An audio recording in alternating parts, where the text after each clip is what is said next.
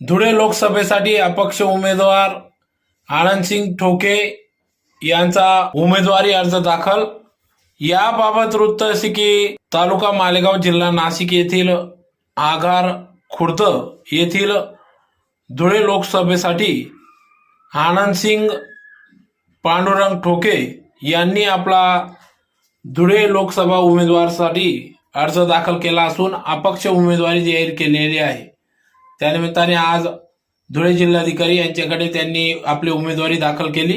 आनंदसिंग ठोके हे करणी सेनेचे प्रमुख असून त्यांना त्रिदल सैनिक सेवा संघाच्या वतीने पाठिंबा दर्शवण्यात आला।